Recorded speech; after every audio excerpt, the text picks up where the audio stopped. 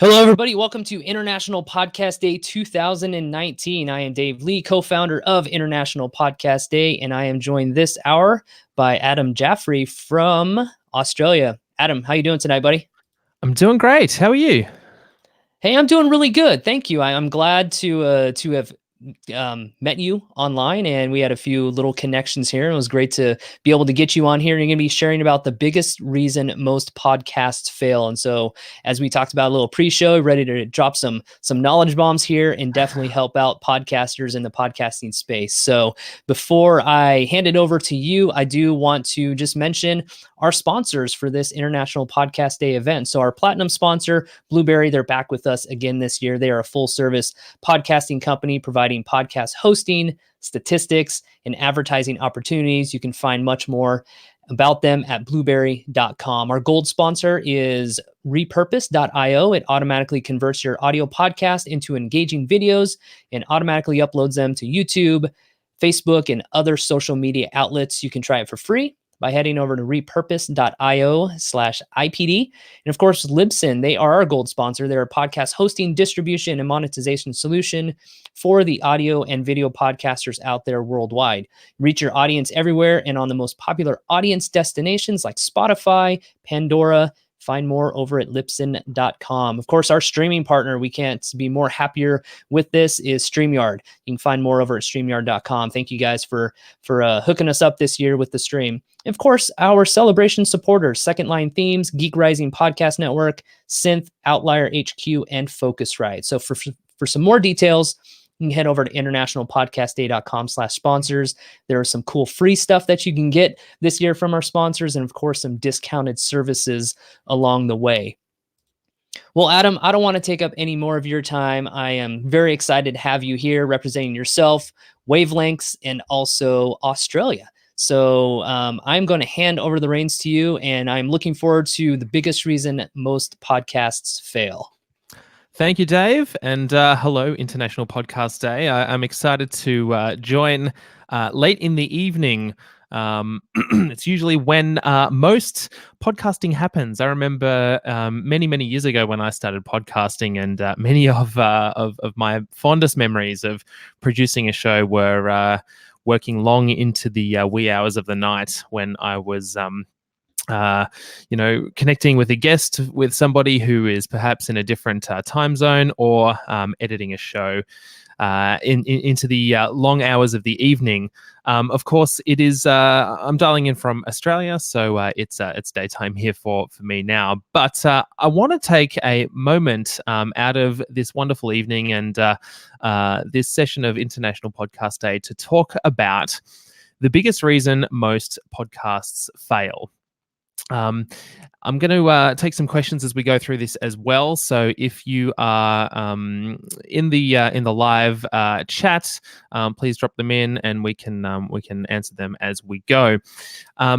So the biggest reason most podcasts fail. Before I dive into what that is, I want to give a little context for who I am and what I do. So as Dave mentioned, my name is Adam Jaffrey, and I am a podcast host, and I am also the strategy director at a podcast agency here in Australia. So let me just bring up these slides and let me see if we can get this working how we like. Great, this is working how I like. So I'm a podcast host myself. Have been podcasting for about 6 or 7 years ago, I think was the very first episode that I published. And I say that because every piece of advice and information that I'm going to impart today is based in not only the data and the truth of the shows that we work on in my professional capacity, but also in my personal capacity as a podcast host. I understand the challenges that the podcasters go through. The many hours you have to dedicate towards producing a successful show, the struggle to grow a show, and all the things in between. So I guess what I'm saying is I'm really trying to frame today's presentation with some really practical tips that you can take away and implement yourself into your show, whether you're doing a show for a really niche specific audience, or if you've already gathered a really large following, there will be something in here for everybody. Now, like I said, I also am the strategy director at Wavelength Creative, and Wavelength is Australia's leading podcast production and growth agency. And so, to back up all of the lessons that we're going to talk about today, I want to talk through a couple of case studies as well of some shows that we've worked on, which will help you and illustrate some of those lessons. So, an overview of this presentation, I'm going to cover 3 real case studies. There's going to be 3 practical takeaways, and then at the end of the session, there will be 3 free gifts as well. So make sure you stick around to the end to be in the running for that. So I want to kick off with a bit of a overview of how we see podcasting. So when we think about podcasting, I think a lot of people think straight away about producing really great audio. They think about editing. They talk a lot about microphones. If you look at the Facebook groups and the online forums where people are just starting to get into the space as a producer, a lot of the conversation revolves around microphones and tech and hosting platforms. And that is obviously important, and that's a really key part of producing a great show. But if you just talk about the production of your show, you're missing some really key elements. And so this is where we get to the crux of the name of the presentation. The biggest reason most podcasts fail, it is that people don't consider the packaging or the promotional aspects of producing a show. So I want to just talk through, this is how we see podcasting. The world of podcasting is divided into these 3 pillars. The first is production. So that's your production, your process, or your storytelling, your editing, your mixing, everything that's basically involved in the sound of the show. The second thing, and this is the one that the second pillar, this is the one that most people overlook, is the packaging of a show. So this is all of the branding elements, all of the stuff that is, the nuts and bolts of, your show name, your artwork, your metadata, all of that kind of stuff. We're going to dig into that a little bit later on today in this session. But this is all the stuff that people will see or hear before they actually encounter a full episode of your show. And so this is really one of the main reasons why a lot of podcasts fail, because people don't think about this stuff. I like to say that more podcasts fail because they are packaged poorly than having poor production or bad sound quality. And that's because you could have the best show in the world, but if you've got really crummy artwork or a name that doesn't make sense, nobody's going to click play. And so it makes it really hard to gather that audience if you haven't thought about that stuff. And then our third and final pillar of podcasting is, of course, promotion. And this is one we're going to spend a little bit of time talking about in the back half of today's session as well. So this is audience growth, how to amplify your show and generate a really loyal and passionate audience. So let's dive into the first pillar of podcasting, which is production and processes. Now, I said when I started, I'm going to talk about 3 case studies. There is 1 per pillar. So let's talk about this first case study, which regards to production. So we work with a brand called Rate It. Now, Rate It is a software provider, a technology product. They have those, you may have seen them actually, they've got like those iPads that sit in retail stores. There's some in airports and restaurants and those kinds of things with the little smiley faces, and you can rate your experience in some sort of a retail environment. So Reddit does this, and they had some trouble connecting with people who are on the marketing side of those businesses to promote their product. And so they tried to create a bit of a podcast on their own. And they really struggled with the production side of things, the process, figuring out how to book people on the show, to get guests and all that kind of stuff. And so they engaged with us to work on this show. And so I want to tell you about a couple of things that we did to get that show really humming along with consistent and predictable production. Really great guests, frequently, and that deliver every single time. Now, one of the key things that we did was we implemented a guest onboarding experience. So we developed a set of email templates that would reach out to a guest and that would help them to understand a little bit about the show. We would tell them more about, how the details would work, how they would log into a call if it was a web call, or how we would meet them in person if it was going to be in person. And there was 6 or 7 steps in this email template, right through to thanks so much for recording the episode, through to here's a sneak peek of your episode before we publish it, and then at the very end we sent them a link to the live episode once it was published, saying, hey, can you help us promote it? And so what that allowed us to do was develop a really consistent way of booking guests on the show. And we don't actually let everybody who wants to be a guest on the show because we need to basically make sure they are up to the quality standards. The second thing that we did with Rate It is we developed a bunch of checklists and processes. And these were really important because we found when people were logging into an interview and dialing in to become a part of the show, they would do so in a really loud or echoey environment. It would sound like they're in their bathroom or something, and so there was just so much reverb on the line. Or we were getting feedback from the speakers and the microphone that was in their laptop. And of course, not everyone has like a professional microphone and all this gear that we have, and we don't expect that. But what we found was the easiest way to overcome all of these technical issues was to just simply send people a one-pager of all the things that we had that they were expected to do when they jumped on the call.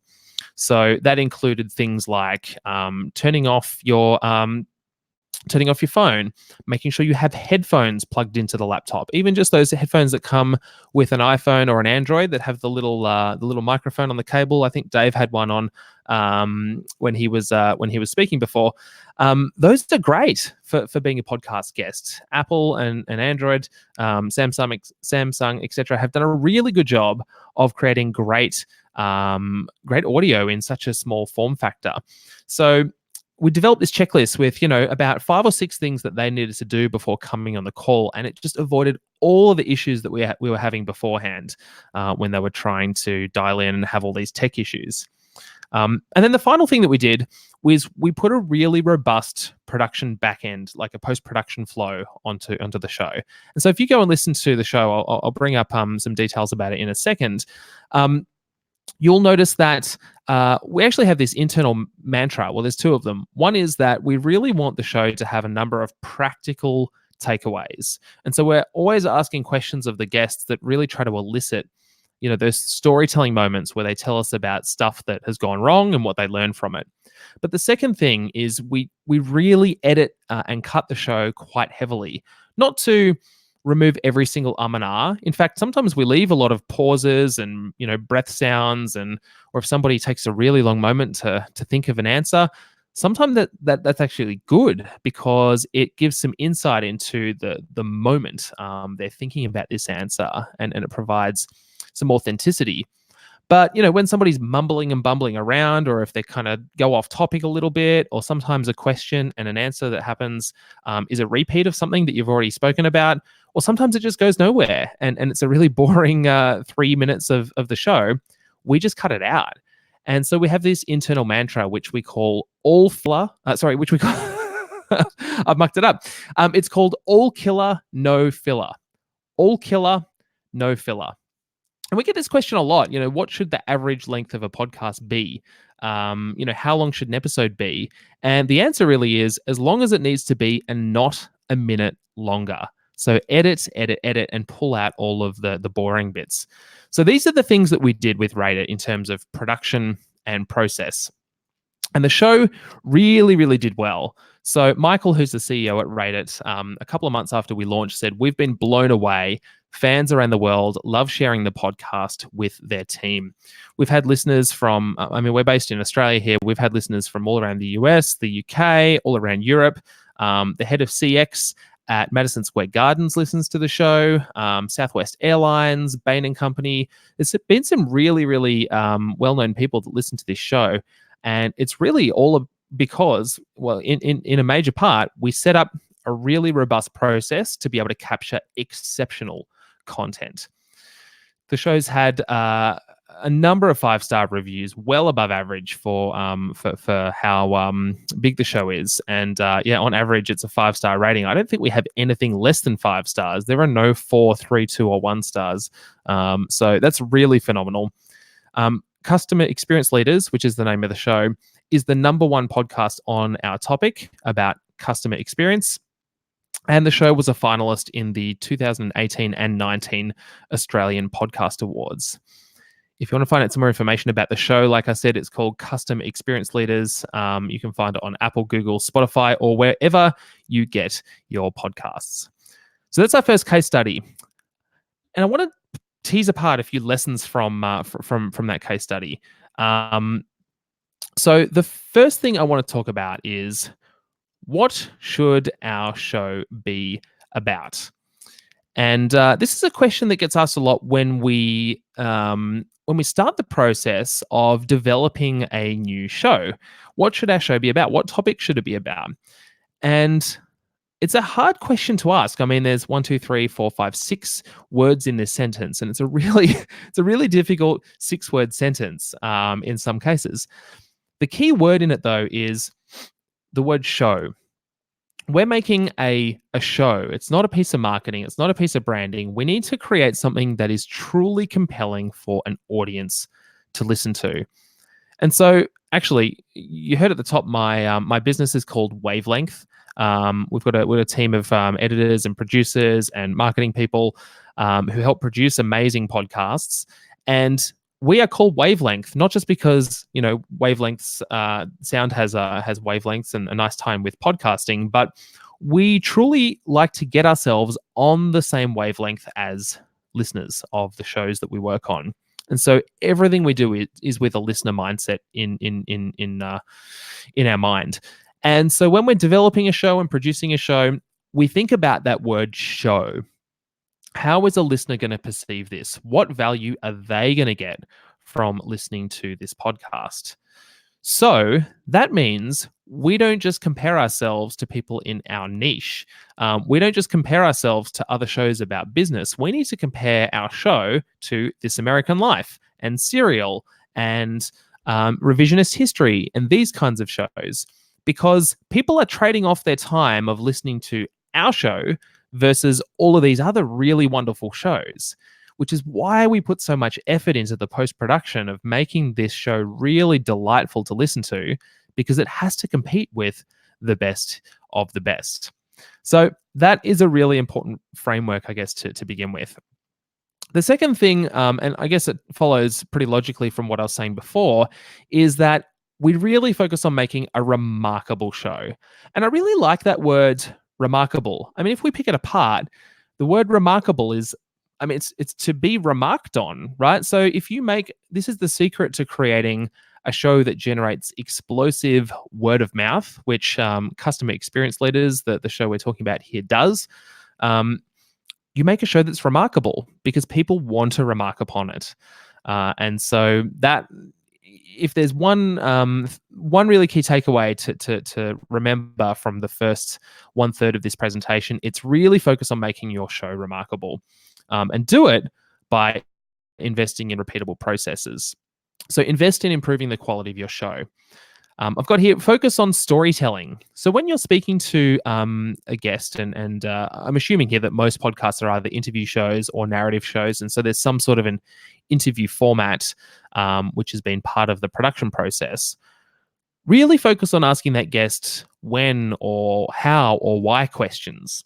The questions that get people into a storytelling mindset, where they kind of go, they sit back in their chair and they go, yeah, so you might ask them, can you tell me about a time when your business was struggling and you did something to overcome that? And they go, yeah, so about 2 years ago, business was really, really tough because of blah, blah, blah. And now they're into a story, and it's so captivating. So focus on asking questions based around how, when, or why, rather than just getting, frameworks and models and methodologies from them, because we can all read a blog post online. The power of podcasting and the power of storytelling comes from that really emotive side of things. I talked about this before: edit, edit, and edit again. Most of our episodes go through 3 rounds of edits, sometimes 4 or 5 if I'm not happy. I'm a bit of a stickler for the quality, and my production team sometimes get a little bit frustrated with me just, nitpicking a bit of a bit that's not quite working well. But like I said, it needs to be all killer and no filler.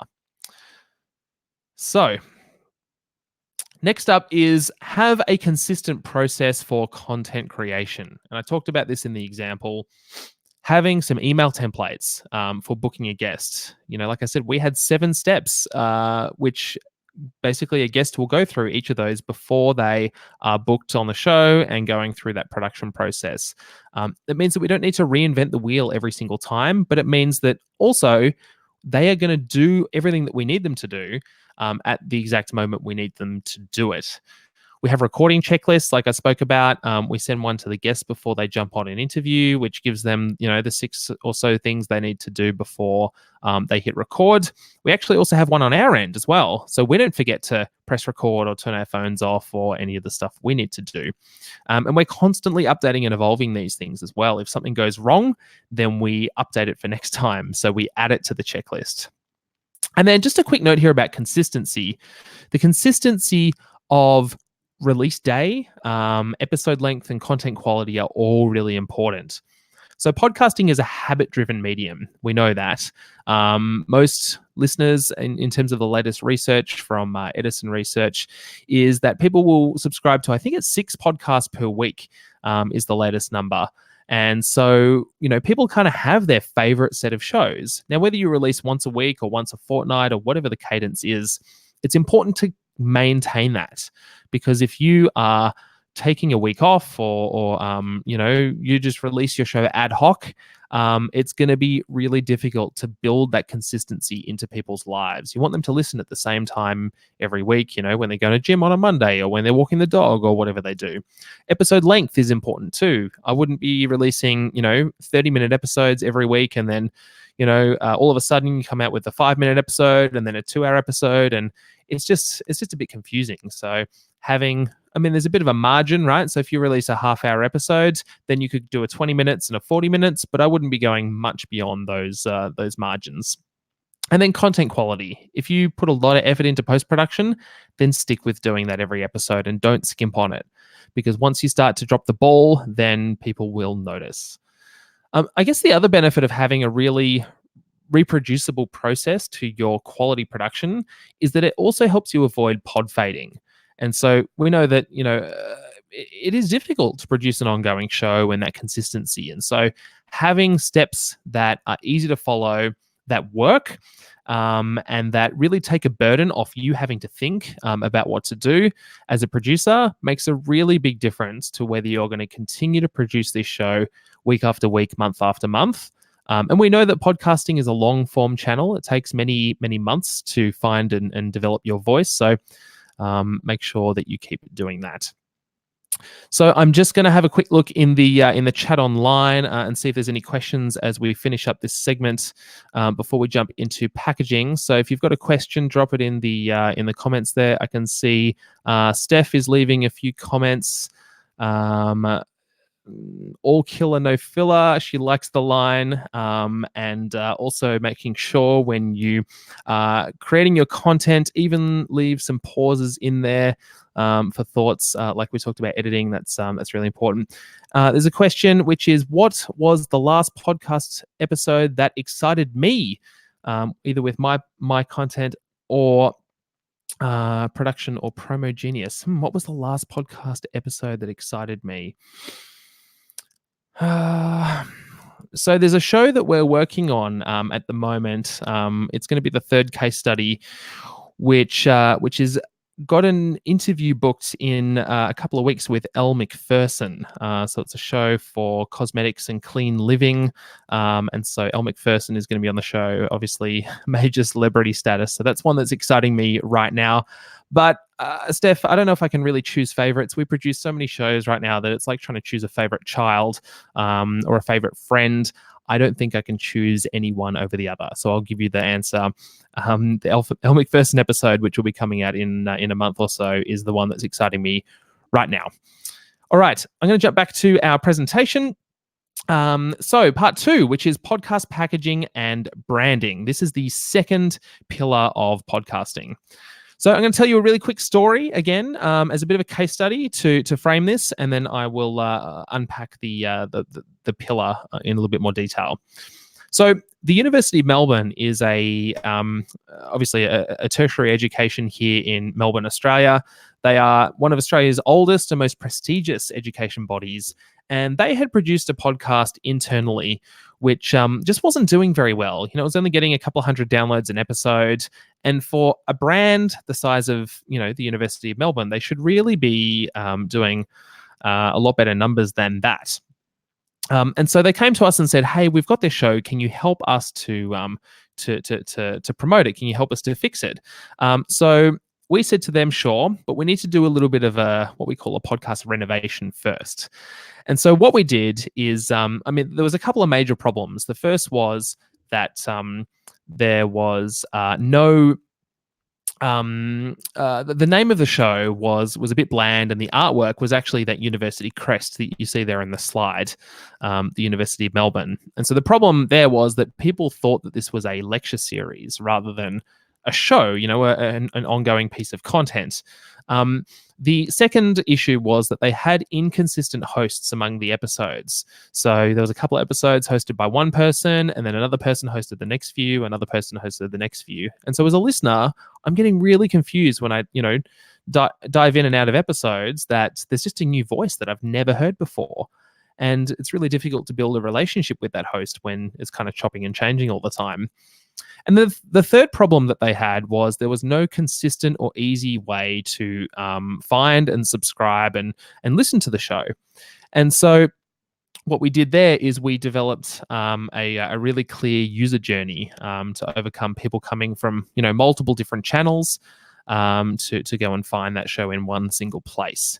So what we did, and this is a really great case study in terms of podcast packaging, because we basically renovated the show and repackaged it. We took the old show down, we re-recorded all the intros and outros, and then but we left all the main content of the show itself still intact. And then we re-released the show with a new name, new artwork, new intros and outros, which had the new name in it, of course, and then a bit of a marketing campaign with some promotional budget around it as well. And this is a great case study in terms of podcast packaging, because we didn't actually change any of the core content of the show itself. There was a bunch of interviews and we didn't modify them.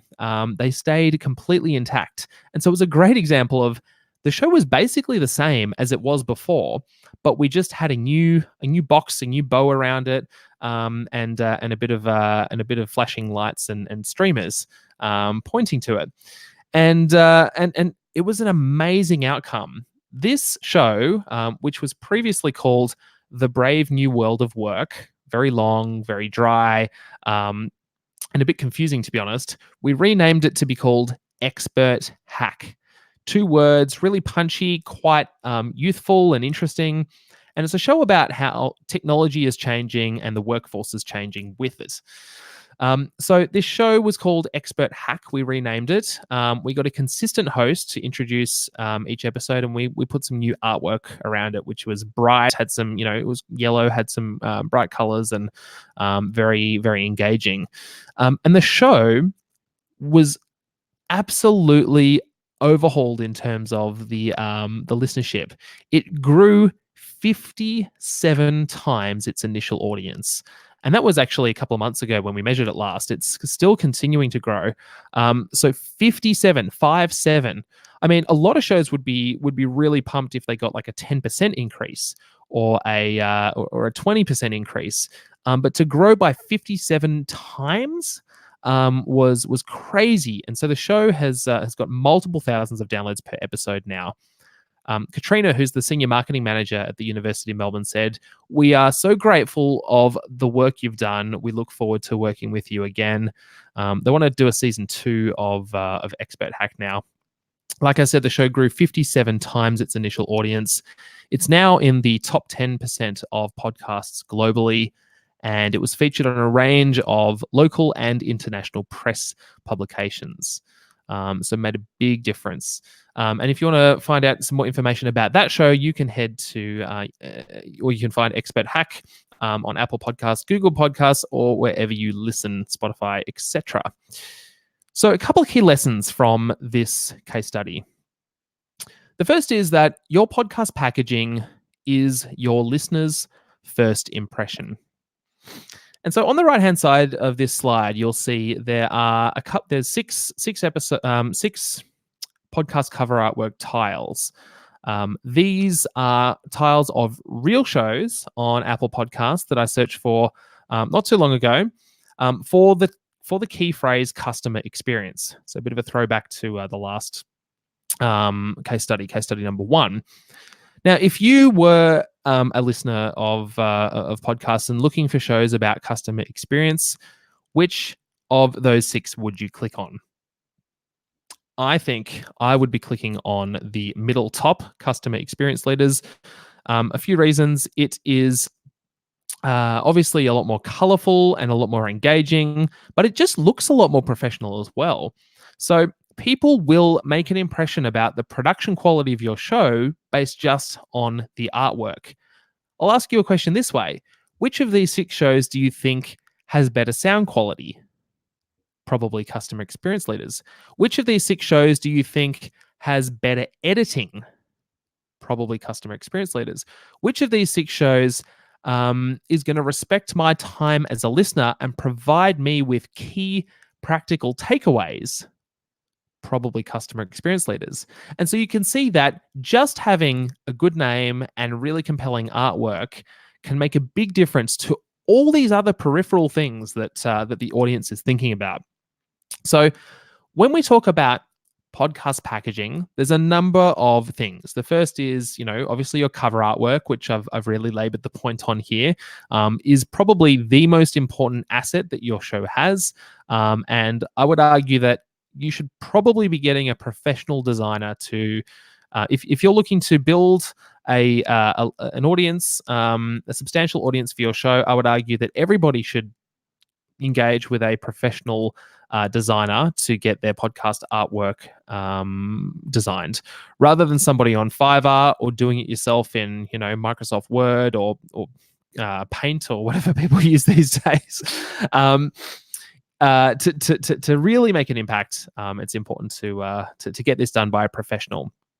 Your podcast name makes an incredible amount of difference into how the show performs.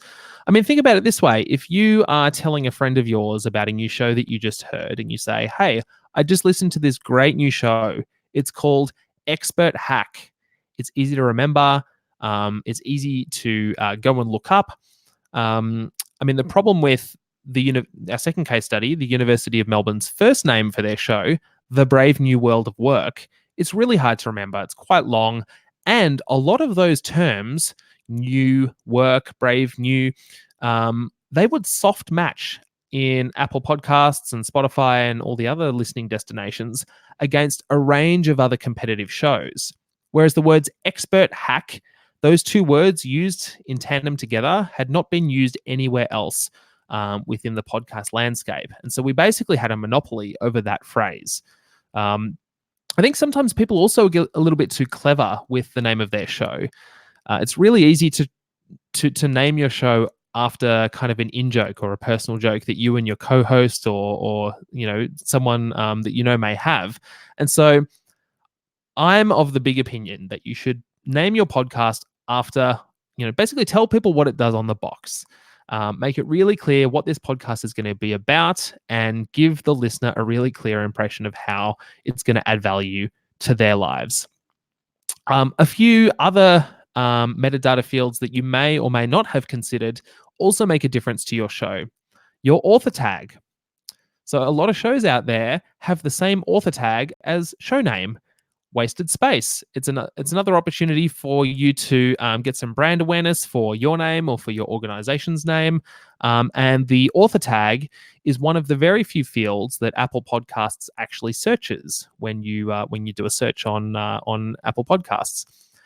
You may not be aware, but the description field in Apple Podcasts is not searchable. People junk it up with a lot of keywords, and it's doing absolutely nothing. So that author tag is a place where you can get a little bit more juice out of that orange.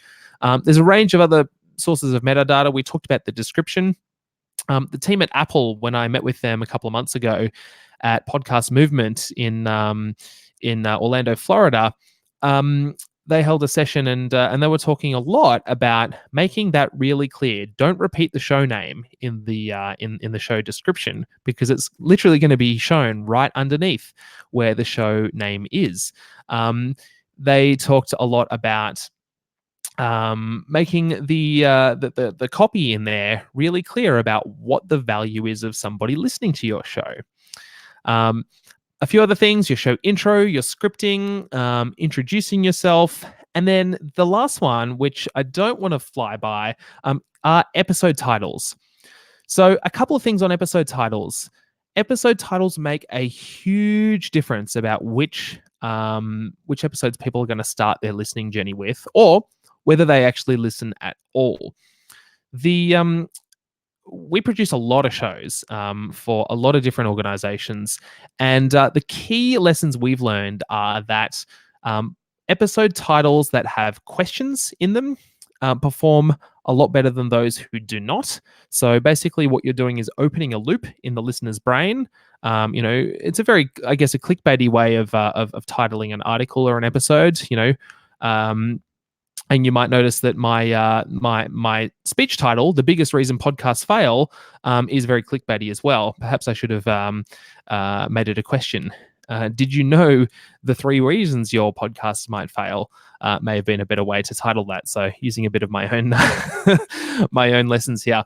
And then the other thing that episode titles really need to include is active language. So if it's passive language, if it's kind of a bit airy and fairy, then those episodes tend not to perform as well.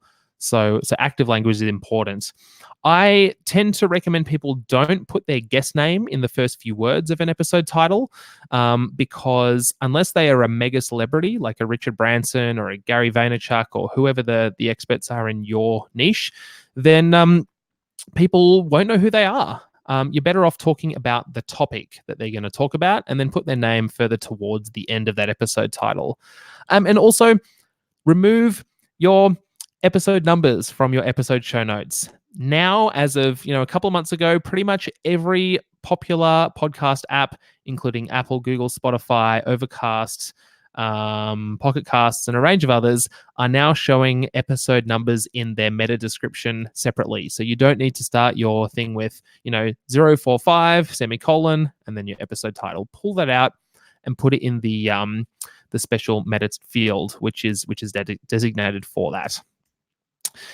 A little note on the listener journey for podcasts. The first step that people take is awareness. And so things like name, artwork, that kind of stuff is really important. People preview the show. So they're going to, listen to a trailer episode, or maybe the first, minute or two of an episode. So your music, your show introduction, your scripting, that kind of stuff is really important. Those first 60 seconds are really, really impactful. What we then want to do is get people to listen to a full episode. And so we want to consistently deliver value throughout the episode and re-engage the listener every few minutes. And if, there's a long stretch of just a single person speaking, sometimes it's good to break it up with, segments or bumpers. And then we want people to repeat listen, right? So we want to keep people engaged, have a strong call to action at the end. And sometimes it's good to tease the next episode before you finish the current one. We talked a little bit about the benefits of listening. And so just a quick note on this. It's really important to pitch the benefits of the show, not the medium itself. So people don't care about your new podcast. People don't care about podcasts in general, really. It's just a channel. It doesn't matter. What people really care about is the content within. People care about, the Joe Rogan Experience because he has great guests and a really insightful conversation. People care about revisionist history because Malcolm Gladwell unpacks some really interesting stories. So pitch the benefits of listening rather than the medium itself.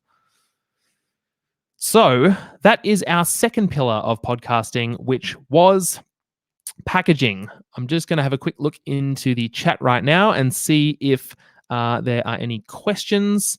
International Podcast Day says, that's incredible. Oh, thank you. I'm not sure if you're talking about my hair, beard, or presentation, but I appreciate it. And then Swing Down Under, you list podcast intro. I've had various feedback about the need for a podcast intro, music, etc. Thoughts on the importance versus Joe Rogan, who just gets straight into the episode. Okay, good question. So Swing Down Under, I think the real key here is that you need to deliver value quickly. Now, there's obviously going to be exceptions to the rule. Joe Rogan is probably one. I would say the Tim Ferriss show is another one. These are shows that people say, oh, well, Tim Ferriss does it. Tim Ferriss does 7 minutes of ads before he starts his show. Okay, great. But Tim Ferriss is Tim Ferriss, and you are not Tim Ferriss. You don't have, 4 best-selling New York Times books and interviews with Arnold Schwarzenegger and every other major celebrity in the world on your podcast. So people are willing to jump through a few more hoops if your show is absolutely incredible. So it's really important to just really make the bar that we're asking people to jump over as low as possible, because we want people to enjoy the content. We want them to be able to jump in really easily. So my recommendation would be, it's not mandatory to have music. We typically put music in all the shows that we produce because it creates a really great way to set up the tone of the show. You can have a really great way of basically setting the scene of how you want somebody to be coming to your show and what sort of attitude you want them to have. Some shows will give a little tease of a grab of something that the guest says later on. Sometimes people will just jump straight into it. My main point would be try and keep your intro as short as possible and get to the main content as quick as you can, because those first 60 seconds are the most important, and when someone is basically deciding whether they're going to listen to the full episode or not. Great question there from Swing Down Under. I'm going to keep pressing on because I've got 1/3 of the presentation left and less than 1/3 of my time remaining, and this is the one where I think you're going to get a lot of value. So this third pillar of podcasting is about promotion and audience growth. So far we've had production and process is the first one. The second pillar is packaging. And then the third is promotion. So quick example, case study number 3, Nourished Life. And I teased this a little bit earlier. Nourished Life is a health and wellness brand. They are about clean living, so kicking the toxins out of your life. Predominantly a female audience, and they were basically looking to produce a podcast about some of the products that they sell. Now, when we were speaking to them, they wanted to really launch their show with a big bang. And so we talked to them a lot about, all the stuff that we've spoken about today, creating great production, having robust processes, and packaging, which really sings, artwork that's clear, concise, engaging, good episode titles, all of that kind of stuff. But what I want to tell you about here is how we launched the show. So we launched the show with 3 episodes in the feed. The reason for that is that people come to the show and then they think that the show is already established, rather than just having a single episode and having to decide, should I stick around or not? Should I subscribe? Maybe I'll wait it out. It looks like the show has been around for a while and will continue to be around.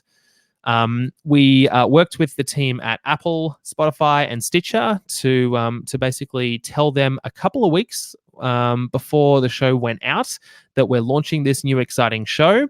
And you can do that by getting in contact with those guys. And that was a really great way of getting some feature positions. We developed a great website where people could basically have a really clear user journey from finding out about the show right through. But the key thing is that we really launched with a big bang, because we launched everything on day 1 and we had a really big, basically like a launch party. And then there was a huge commitment. We basically asked the team at Nourished Life to commit to promoting this show, not just at launch, but for every episode thereafter. Now, the show did really, really well. And I've got a one-line quote from Irene. She says, "This is amazing." And she's talking about how they climbed the Apple podcast charts at launch. And this is one of the reasons why you want to have a big launch party. You want to basically have everything happen on launch day because it allows you to climb the charts. You're optimizing for the algorithm. So we were in the top 5 of Apple podcasts in the Australian charts. That's the overall charts, not just the health category, but the overall charts. So we were charting above many other popular shows, including Joe Rogan, for a period of time. There are hundreds of 5-star ratings and reviews on Apple Podcasts for this show. And it was just a really great launch. You can listen to the show. It's called Talking Clean with Irene on Apple, Google, Spotify, or wherever you get your podcasts. And what I want to do is dive into some of the lessons that we took away from that show launch. So a couple of things, some promotional best practices. The first is that you want to distribute your show to all the major platforms. I'm going to cover that in a second. The second is a commitment to promoting your show at launch and for every episode thereafter. So I teased that just a minute ago. The third is I want everybody to stop saying the S word. So that's a bit of a tease that's coming up. And then finally, make sure you have a podcast website. So the 3 pillars of growth in terms of promotion are distribution, promotion, and conversion. So let's unpack these. Let's talk about distribution first. So this is really all about ensuring the podcast is available in all the top listening apps and destinations. Now, this is a bit of a flowchart that we made, which explains how the podcasting ecosystem works. It's a decentralized system, and it's a little bit complicated. If you create a podcast, it doesn't automatically get shown in every single app. So you have a show, you obviously produce an episode, and you upload it to your media host. That might be Libsyn or Blueberry or Omni Studio or Simplecast. There's a whole range of them with pros and cons. I'll leave that conversation to another time. But that media host will output an RSS feed, which you then have to go and submit to Apple, Spotify, etc., etc. So it's really important because people are on different platforms and people are on different devices. They have different preferences for which app they are going to use. So it's important to be available wherever your listener wants to listen to you. Like I spoke about before, keep that barrier to listening really, really low. The second part of promotion is growing awareness through promoting in the right channels. And I talked a little bit before about promoting at launch and every episode thereafter. This talk for International Podcast Day, I'm not going to really unpack all the tactics and channels that we used. But the key lesson I want to impart to you is that we actually ask our clients to basically sign this charter. It's a contract that they're basically signing, not with us, but with their listening audience. And so we ask them to agree that we will use every single tool and resource in our power to make sure our target audience finds out about this show, both at launch, for every episode thereafter, and here's the key bit, to make it compelling every single time. So we talked about promoting the benefits of listening rather than the channel or the medium itself in the last section.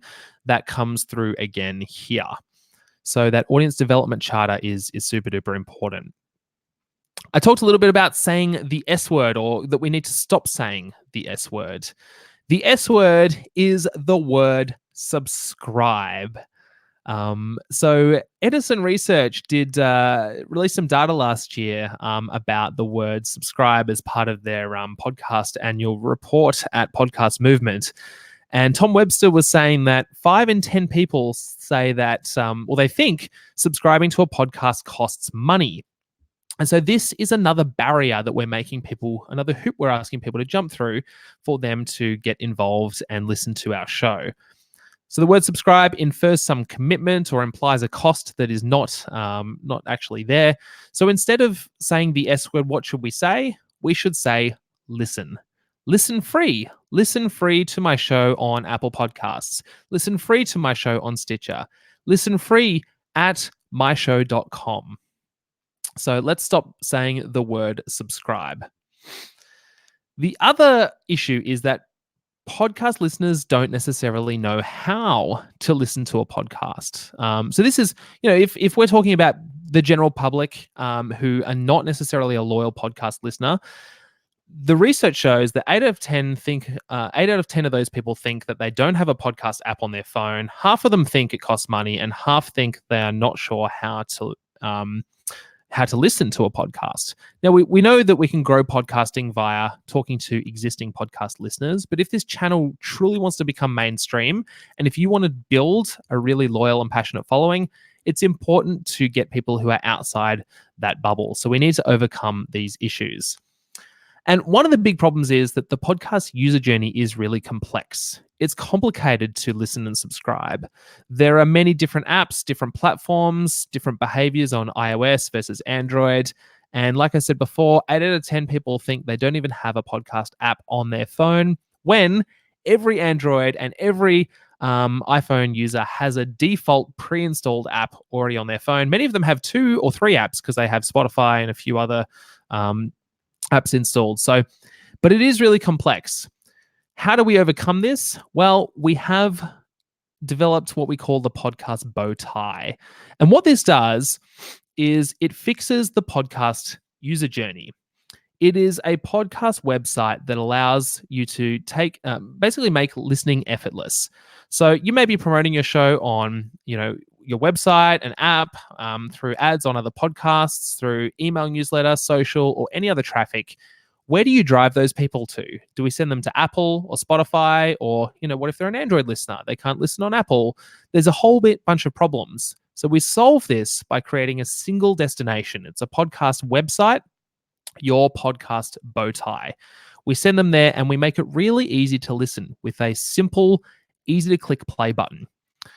And then we convert those listeners into loyal subscribers. We basically have links to all of the top popular listening destinations: Apple, Google, Spotify, Overcast, etc., and they can click the one that suits them.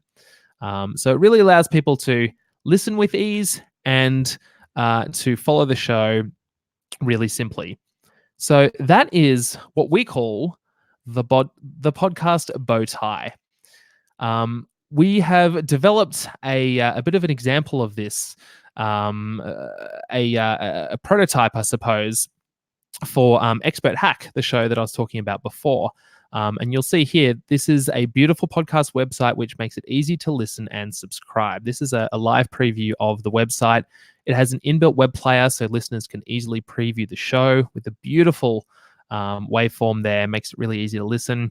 It's got wonderfully and beautifully designed app buttons, which make it really easy to subscribe and follow the show. And it even has this button down here: how do I subscribe? Show me how. If somebody's not a regular podcast listener and they don't understand what all these icons mean, it explains and walks them through exactly what they need to do.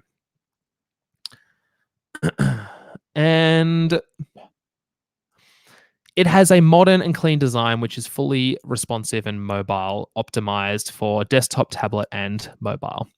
So if you want to find out more information about this, we are building this out as a product for other podcasters to be able to use for their show. I will give you some information about that in a minute. But with only a few minutes left, I'm going to wind up. Before I do our 3 key takeaways, I'm just going to have a quick look in the chat and see if there's any more questions.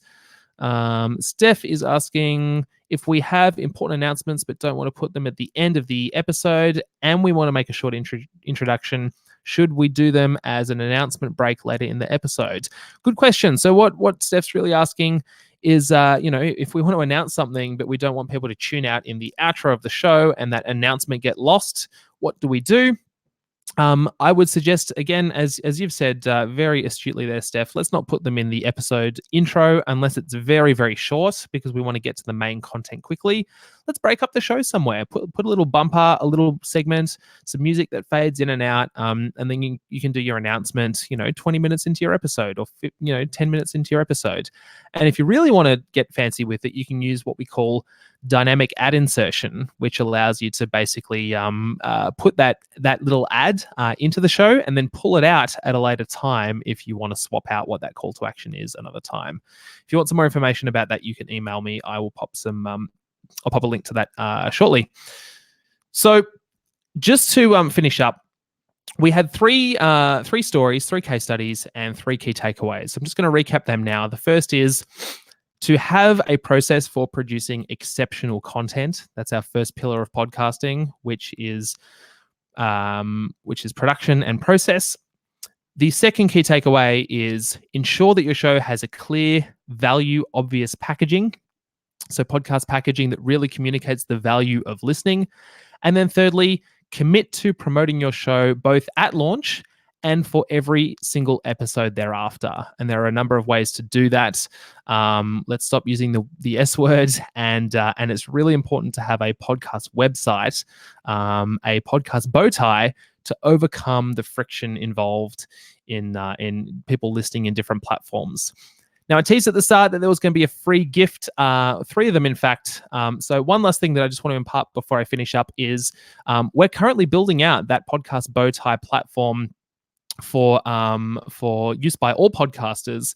And if you'd like to get a year free of using the podcast bow tie, I would love to hear from you. The first 3 people to email me with that with the subject line bow tie, we can sort you out with that as we build the platform over the next month or so. My email address is adam@wavelengthcreative.com, and I look forward to hearing from you. So thank you for tuning in. I'm going to hand back to Dave, and I hope you got some really good insights out of the 3 pillars of podcasting and why most podcasts fail. Adam, we can appreciate that information. Man, that was a lot of stuff. I'm going to be really excited to reshare this video and this content with our entire International Podcast Day community. So thank you so much for coming, representing yourself, the country of Australia, and of course, dropping all the information you did for us. So Adam, from the bottom of our hearts, from the International Podcast Day team, thank you so much for joining us this year. Thanks, Dave. Looking forward to speaking to you soon. All right. All right. And everybody continue to be using that hashtag International Podcast Day.